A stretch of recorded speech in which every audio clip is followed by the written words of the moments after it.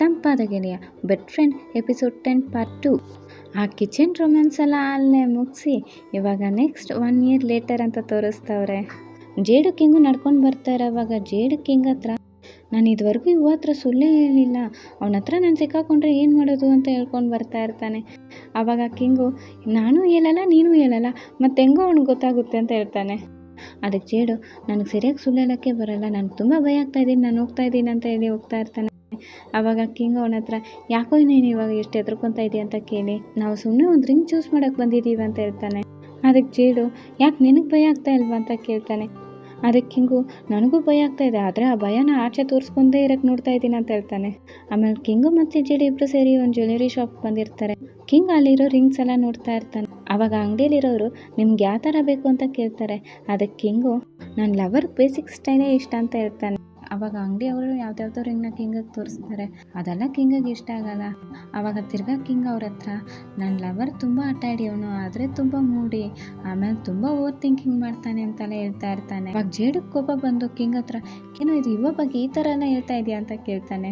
ಆವಾಗ king smile ಮಾಡ್ಕೊಂಡು jade ಹತ್ರ ಯುವ ನನ್ನನ್ನು ತುಂಬ ಚೆನ್ನಾಗಿ ನೋಡ್ಕೊತಾನೆ, ನಾನು ಅವನ್ನ ತುಂಬ ಲವ್ ಮಾಡ್ತಾಯಿದ್ದೀನಿ, ತುಂಬ ಲವ್ ಮಾಡ್ತಾಯಿದ್ದೀನಿ ಅಂತ ಹೇಳ್ತಾನೆ. ಆವಾಗ ಜೇಡು ಕಿಂಗ್ ಹತ್ರ ಇವಾಗ ನೀನು ಸರಿಯಾಗಿದ್ದೀಯಾ ಅಂತ ಹೇಳ್ತಾನೆ. ಆವಾಗ ಕಿಂಗ್ ಯಾವುದೋ ಒಂದು ರಿಂಗ್ನ ನೋಡಿ ಈ ರಿಂಗ್ ಚೆನ್ನಾಗಿದೆ ಅಂತ ಹೇಳಿ ಆ ರಿಂಗ್ನ ತೊಗೊತಾನೆ. ಆವಾಗ ಕಿಂಗ್ ಆ ರಿಂಗ್ ಹೆಂಗಿದೆ ಅಂತ ಜೇಡ್ ಹತ್ರನೂ ಕೇಳ್ತಾನೆ. ಆವಾಗ ಜೇಡು ಹತ್ಕೊಂಡು ಕುತ್ಕೊಂಡಿರ್ತಾನೆ. ಆವಾಗ ಅಂಗಡಿಯವರು ಕಿಂಗು ಯಾಕೋ ಏನೋ ಆಯಿತು ಅಂತ ಕೇಳ್ತಾರೆ. ಅದಕ್ಕೆ ಜೇಡು ನಾನು ನಿನ್ನನ್ನು ನೋಡಿದ ದಿವಸದಿಂದ ಇವತ್ತುವರೆಗೂ ನೀನು ಇಷ್ಟು ಒಳ್ಳೆಯವನಾಗಿದ್ದು ನಾನು ನೋಡೇ ಇಲ್ಲ, ಇದು ತುಂಬ ಟಚಿಂಗ್ ಆಗಿದೆ ಅಂತ ಹೇಳ್ತಾನೆ. ಅದಕ್ಕೆ ಕಿಂಗು ನೀನು ನನ್ನನ್ನು ಹೊಗಳ್ತಾ ಇದೀಯಾ ಅಂತ ಕೇಳ್ತಾನೆ. ಅದಕ್ಕೆ ಜೇಡು ಇಲ್ವಾ ಮತ್ತೆ ನಾನು ಇಬ್ಬರು ಫ್ರೆಂಡ್ಸು ಎಲ್ಲ ಸೆಟ್ಲ್ ಆಗ್ತಾ ಇದ್ದೀರಾ ಅಂತ ಹೇಳಿ ಇನ್ನೂ ಅಳ್ತಾನೇ ಇರ್ತಾನೆ.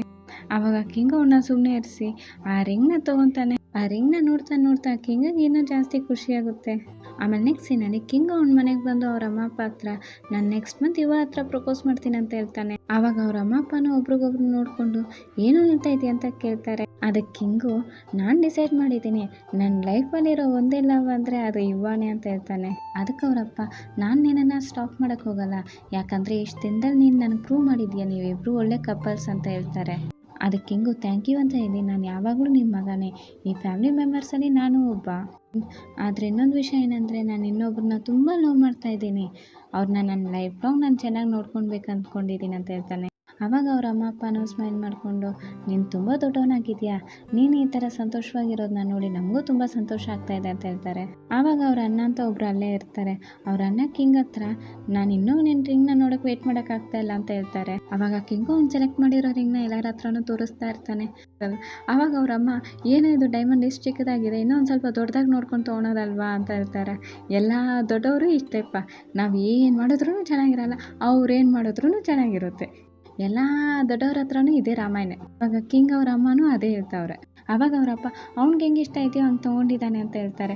ಅದಕ್ಕೆ ತಿರ್ಗಾ ಅವ್ರ ಅಮ್ಮ ಇನ್ನೂ ಒಂದು ಸ್ವಲ್ಪ ದೊಡ್ಡದಾಗಿದ್ದಿದ್ರೆ ಚೆನ್ನಾಗಿರುತ್ತೆ ಅಂತ ತಿರ್ಗಾ ಅದನ್ನೇ ಹೇಳ್ತಾವ್ರೆ. ಕಿಂಗು ಸ್ಮೈಲ್ ಮಾಡ್ಕೊಂಡು ಅವ್ರ ಹತ್ರ ಬಂದು ಫ್ಯಾಮ್ಲಿಯಾಗಿ ಒಂದು ಸೆಲ್ಫಿ ತೊಗೊತಾನೆ. ಆಮೇಲೆ ನೆಕ್ಸ್ಟ್ ಸೀನಲ್ಲಿ ಯುವ ಕಿಂಗ್ ಅಂತ ಎಲ್ಲ ಕುಕ್ ಮಾಡಿ ಇಟ್ಟಿರ್ತಾನೆ. ಕಿಂಗ್ ಕಲ್ಲ ಯುವಾಗೆ ಗೊತ್ತಿಲ್ಲದೆ ಮೆತ್ತಗೆ ಒಳಗಡೆ ಬಂದು ಸೋಫಾ ಮೇಲೆ ಕೂತ್ಕೊತಾನೆ. ಆವಾಗ ಯುವ ಬಂದಿದೆ ಅಂತ ಕಿರ್ಚ್ಕೊಂಡು ಎದ್ದು ಬರ್ತಾನೆ. ಆವಾಗ ಯುವ ಕಿಂಗ್ ಹತ್ರ ನೀನು ಯಾವಾಗ ಬಂದೆ ಅಂತ ಕೇಳ್ತಾನೆ. ಅದಕ್ಕೆ ಕಿಂಗು ನಾನು ಇವಾಗಲೇ ಬಂದೆ ಅಂತ ಹೇಳ್ತಾನೆ. ಅದಕ್ಕೆ ಯುವ ನನಗೆ ತುಂಬ ಸರ್ಪ್ರೈಸ್ ಆಯಿತು ಅಂತ ಹೇಳ್ತಾನೆ. ಅದಕ್ಕೆ ಕಿಂಗು ಹಂಗಂದ್ರೆ ನನ್ನನ್ನು ಕಿಸ್ ಮಾಡು ಅಂತ ಕೇಳ್ತಾನೆ. ಆಮೇಲೆ ಯುವ ಕಿಂಗ್ ಇಬ್ಬರು ಹಂಗೆ ಮುದ್ದಿಸ್ಕೊತಾ ಇರ್ತಾರೆ. ಆವಾಗ ಕಿಂಗು ಟೈಟಾಗಿ ಯುವನ ಹಕ್ ಮಾಡಿಕೊಂಡೆ ನೀನು ಏನೆಲ್ಲ ಮಾಡಿದ್ಯಾ ಅಂತ ಕೇಳ್ತಾನೆ. ಅದಕ್ಕೆ ಯುವನ ಅವ್ನು ಮಾಡಿದ್ನಲ್ಲ ಹೇಳ್ತಾನೆ. ಆಮೇಲೆ ಯುವ ಕಿಂಗ್ ಹತ್ರ ನೀನು ತುಂಬ ಟಯರ್ಡ್ ಆಗಿದೆಯಾ ಅಂತ ಕೇಳ್ತಾನೆ. ಅದಕ್ಕೆ ಕಿಂಗು ಇಲ್ಲ ಅಂತ ಹೇಳ್ತಾನೆ. ಅದಕ್ಕೆ ಯುವ ಹಾಗಂದರೆ ಬಂದಿಲ್ಲಿ ಸೋಫಾ ಮೇಲೆ ಕೂತ್ಕೊ ಅಂತ ಹೇಳಿ ಅವನ್ನ ಪಕ್ಕದಲ್ಲಿ ಕುಂಡ್ರಿಸ್ಕೊಂಡು ಅವ್ನಿಗೆ ಮಸಾಜ್ ಮಾಡ್ತಾ ಇರ್ತಾನೆ. ಆವಾಗ ಕಿಂಗು ಯುವ ಹತ್ರ ನಾನು ಹಣೆ ಮೇಲೆ ಕಿಸ್ ಮಾಡು ಅಂತ ಹೇಳ್ತಾನೆ.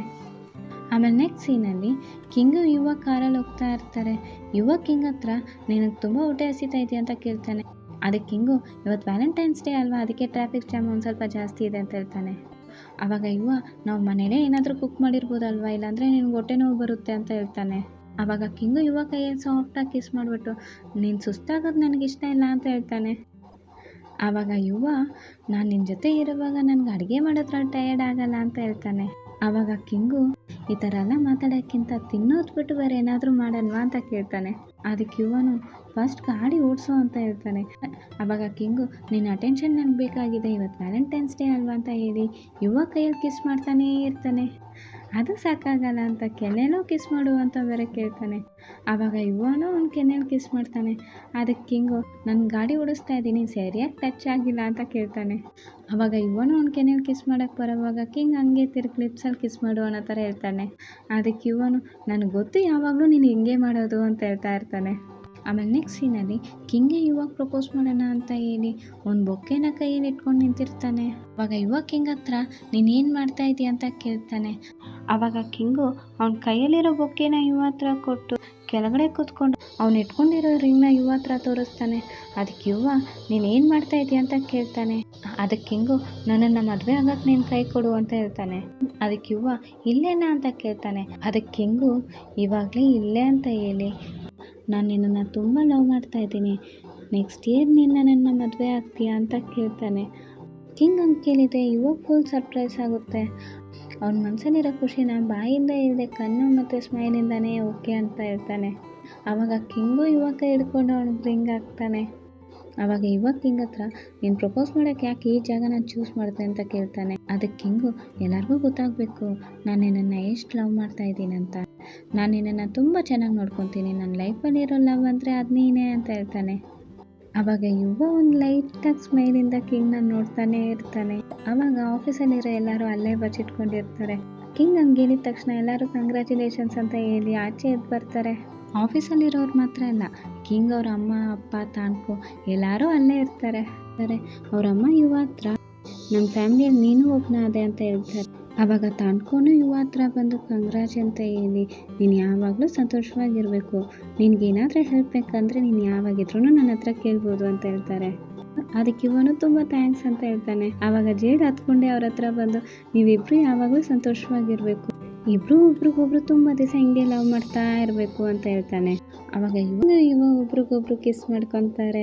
ಆಮೇಲೆ ಕಿಂಗು ಬೊಕ್ಕೆ ಇಟ್ಕೊಂಡು ಹಿಂದೆ ಬಿಸಾಕ್ಬೇಕಲ್ವಾ, ಅವಾಗ ಎಲ್ಲರೂ ರೆಡಿಯಾಗಿ ನಿಂತ್ಕೊಂಡಿದ್ರು ಆ ಬೊಕ್ಕೆನ ಕ್ಯಾಚ್ ಹಿಡಿಯೋಕ್ಕೆ. ಅವಾಗ ಕರೆಕ್ಟಾಗಿ ಕಿಂಗು ಬೊಕ್ಕೆನ ಎಸ್ದಾಗ ಕ್ಯಾಚ್ ಹಿಡ್ದಿದ್ದು ನಮ್ಮ ಜೇಡು. ಅವ್ನು ಕ್ಯಾಚ್ ಹಿಡ್ದಿದ್ದೆ ಕಿಂಗು ಹಿಂದೆ ತಿರುಗಿ ನೋಡಿ ಅವನ ಹತ್ರ ಬಂದು ನೀನು ಆ ಬೊಕ್ಕೆನ ಹಿಡ್ಕೊಂಡ ಅಂತ ಕೇಳ್ತಾ ಇರ್ತಾರೆ. ಆಗ ಆಫೀಸ್ ಒಳಗಡೆ ಒಬ್ಬ ಎಂಟ್ರಿ ಕೊಡ್ತಾನೆ. ಅದೇ ನಮ್ಮ ಕ್ಯೂಟಿಫೈ ಸೀರೀಸ್ನೂ ಅವನು ಒಳಗಡೆ ಬಂದಿದೆ ಅವ್ರ ಹತ್ರ ಅಲ್ಲ, ಸಾರಿ ನನ್ನನ್ನು ಟ್ರೈನರ್ ಆಗಿನ ಅಕ್ಸೆಪ್ಟ್ ಮಾಡ್ತೀರಾ ಅಂತ ಕೇಳ್ತಾನೆ. ಆವಾಗ ಜೇಡು ಕಿಸಿತಾ ಅವ್ನ ಮುಂದೆ ಬಂದು ನಿಂತ್ಕೊಂಡು ಖಂಡಿತಾಗ್ಲು ಅಂತ ಹೇಳಿ ಈ ಸೀರೀಸ್ನ ಹಂಗೆ ಮುಗಿಸ್ತಾರೆ. ಇಲ್ಲಿಗೆ ಎಪಿಸೋಡ್ ಎಂಡ್ ಆಗ್ತಾ ಇದೆ ಮತ್ತು ಸೀರೀಸು ಎಂಡ್ ಆಗ್ತಾ ಇದೆ. ಒಂದು 10-12 ವರ್ಷಕ್ಕೆ ಮುಂಚೆ ನಾನು 9th or 10th ಏನೋ ಇದೆ ಅನಿಸುತ್ತೆ. ಆವಾಗ ತಾನೇ ಈ ಲಿವಿಂಗ್ ಟುಗೆದರ್ ಅನ್ನೋ ಕಾನ್ಸೆಪ್ಟ್ ಒಂದು ಸ್ಟಾರ್ಟ್ ಆಗ್ತಾಯಿತ್ತು. ಅದಕ್ಕೆ ಮುಂಚೆನೂ ಇತ್ತೆ ಏನೋ ನನಗೆ ಗೊತ್ತಿಲ್ಲ, ಆದರೆ ನಾನು ಕೇಳಿಸ್ಕೊಂಡಿದ್ದಿದ್ದು ಆವಾಗಲೇ. ಆ ಕಾನ್ಸೆಪ್ಟನ್ನ ಇಟ್ಕೊಂಡು ಒಂದು ಸೀರಿಯಲೇ ಬರ್ತಾಯಿತ್ತು. ಅದನ್ನು ನೋಡಿ ತುಂಬ ಜನ ದೇಶ ಕೆಟ್ಟ ಕೆರೆ ಹಿಡ್ದು ಹಾಳಾಗಿ ಹೋಗ್ತಾ ಇದೆ ಅಂತ ಹೇಳಿ ತುಂಬ ಜನ ಅದನ್ನು ಆ ಕಾನ್ಸೆಪ್ಟನ್ನ ಉಗಿತಾಯಿದ್ರು. ಆದರೆ ಇವಾಗ ಎಲ್ಲ ಕಾಮನ್ ಆಗೋಯ್ತು. ಲಿವಿಂಗ್ ಟುಗೆದರ್ ಎಲ್ಲ ಹಳೇದಾಗೋಯ್ತು.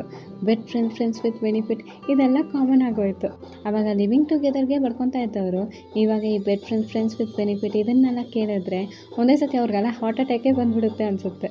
ಸೀರೀಸ್ ಎಲ್ಲ ತುಂಬ ಲೇಟಾಗಿ ಅಪ್ಲೋಡ್ ಮಾಡ್ತಾ ಇದ್ದೀನಿ ಅಂತ ನಿಮ್ಗೆಲ್ಲ ಬೇಜಾರಾಗ್ಬೋದು. ಯಾಕಂದರೆ ನಾನು 2ನೇ ಮಗನಿಗೆ 1.5 ವರ್ಷ ಮಗ ಅಂದರೆ ನಿಮ್ಗೆ ಗೊತ್ತಿರಬೇಕು. ಅವ್ನು ಯಾವಾಗಲೂ ನನ್ನ ಹಿಂದೆನೇ ಬೀಳ್ತಾ ಇರ್ತಾನೆ. ನನಗೆ ಫ್ರೀ ಅನ್ನೋದು ಬಿಟ್ಟು ಅವ್ನು ನನ್ನನ್ನು ಫ್ರೀಯಾಗಿ ಬಿಡ್ತಾ ಇಲ್ಲ. ಅದರಿಂದನೇ ನಾನು ವೀಡಿಯೋಸ್ ಎಲ್ಲ ತುಂಬ ಲೇಟಾಗಿ ಅಪ್ಲೋಡ್ ಮಾಡ್ತಾ ಇದ್ದೀನಿ. ನೀವೆಲ್ಲ ಅರ್ಥ ಮಾಡ್ಕೊತೀರಾ ಅಂದ್ಕೊತೀನಿ. ಆಮೇಲೆ episode 9 part 1 Christmas celebration scenes ಹತ್ರ ಒಂದು ಸ್ವಲ್ಪ ಸೀನ್ಸ್ ಎಲ್ಲ ನಿಮ್ಗೆ ಇನ್ಕಂಪ್ಲೀಟ್ ಥರ ಕಾಣಿಸ್ಬೋದು. ಅದು ಯಾಕಂದರೆ ನಾನು ಅದು ಅಪ್ಲೋಡ್ ಮಾಡಿದಾಗ ಕಾಪಿರೈಟ್ ಕ್ಲೈಮ್ಸ್ ಎಲ್ಲ ಬರ್ತಾಯಿತ್ತು. ಸೊ ಏನು ಬಂದಿತ್ತೋ ಅದನ್ನು ಸೀನ್ಸ್ ಎಲ್ಲ ಕಟ್ ಮಾಡಿದ್ದೀನಿ. ಅದರಿಂದ ಕ್ರಿಸ್ಮಸ್ ಸೆಲೆಬ್ರೇಷನ್ ಸೀನ್ಸ್ ಎಲ್ಲ ನಿಮ್ಗೆ ಒಂದು ಸ್ವಲ್ಪ ಇನ್ಕಂಪ್ಲೀಟ್ ಥರ ಕಾಣಿಸಿರ್ಬೋದು. ಏನು ಬೇಕಾಗಿರೋದೆಲ್ಲ ಇಲ್ಲಿದ್ದೀನಿ ಅನಿಸುತ್ತೆ. ಇಲ್ಲಿಗೆ ಈ ವಿಡಿಯೋ ಇಲ್ಲೇ ಮುಗಿತಾ ಇದೆ. ಇನ್ನು ನೆಕ್ಸ್ಟ್ ವಿಡಿಯೋದಲ್ಲಿ ನೋಡೋಣ. ಈ ಎಪಿಸೋಡ್ ಬಗ್ಗೆ ನೀವೇನು ಅನ್ಕೊತೀರಾ ಅಂತ ಹಂಗೆ ಕಮೆಂಟ್ ಬಾಕ್ಸಲ್ಲಿ ಮೆನ್ಷನ್ ಮಾಡಿಬಿಡಿ. ಈ ಫೈನಲ್ ಎಪಿಸೋಡ್ ನಿಮ್ಗೆ ಇಷ್ಟ ಆಗುತ್ತೆ ಅಂದರೆ ಹಂಗೆ ಒಂದು ಲೈಕ್ ಮಾಡಿಬಿಡಿ. Thank you friends.